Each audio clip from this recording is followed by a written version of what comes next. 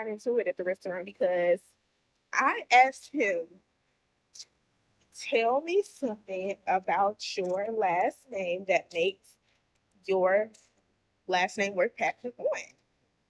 Welcome back to the Council of Memory, where we talk about all things genealogy and American history.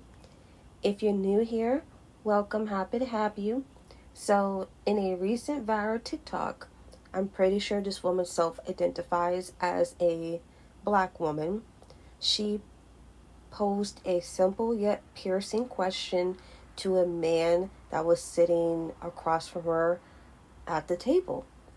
She said, in quote, "Tell me something about your last name that makes your last name worth passing on." End quote. The man, visibly uncomfortable, avoided the question, grew defensive, and ultimately stormed out of the restaurant.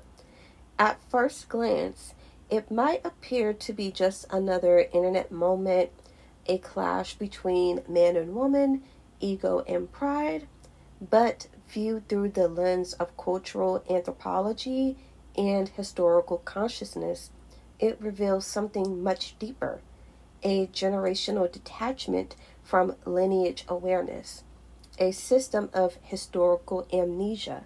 The question itself is not confrontational, it's reflective. Tell me something about your last name that makes your last name worth passing on. In cultures rooted in ancestry, whether among indigenous nations, reclassified Indians, or African lineages, such a question invites reverence, not rage. It's an opportunity to affirm who you are and where you come from.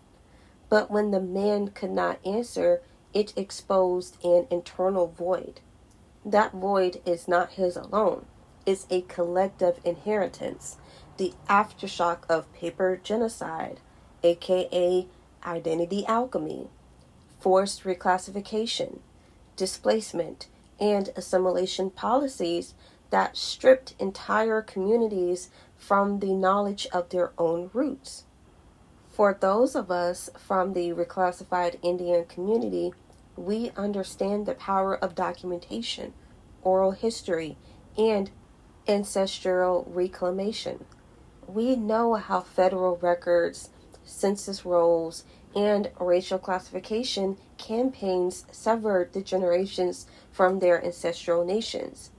We have seen families marked Negro, colored, or mulatto, when in fact their great grandparents were citizens of recognized nations, landowners, or chiefs.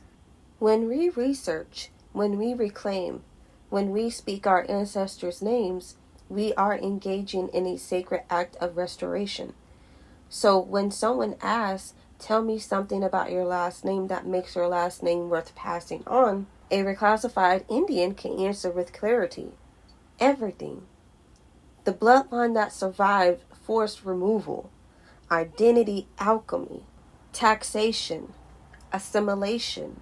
The women who held land in the face of laws designed to dispossess them. The elders who kept our stories alive even when they were told to forget. The tragedy of the video wasn't the argument, it was the silence. The inability to name one ancestor, one value, one tradition worth preserving. This shows how many people have been conditioned to value identity labels over living legacy. We see the fixation on phenotype debates. Who looks like what? Who is the real Indian? Who's black enough? While the deeper conversation about genealogical literacy gets ignored. Knowing your lineage isn't about superiority, it's about stability. It's cultural grounding. And that grounding gives people direction, dignity, and purpose. Things that can't be outsourced to social media trends or racial slogans. If this video were studied in a university setting, the professor might pause and ask, why did this question trigger such discomfort? What does the inability to answer say about the individual's relationship to history? And how do we, as descendants of reclassified peoples, begin the process of genealogical healing? The discussion might lead to examining how Reconstruction era policies, racial categorization systems, and educational neglect contributed to generational disconnection. But more importantly, it should inspire self inquiry. What about my lineage is worth continuing? For reclassified Indians, genealogy is not a hobby, it's a form of resistance. Every document, every land deed, every oral story is a thread that weaves us back into the fabric of our nationhood. For others, even if their family history is clouded by slavery, displacement, or migration, there is still sacred ground to recover. Every family has a creation story. Every bloodline has wisdom worth preserving. To not know your lineage is to live without a compass.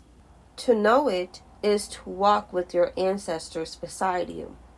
The next time someone asks, tell me something about your last name that makes your last name worth passing on, don't get defensive.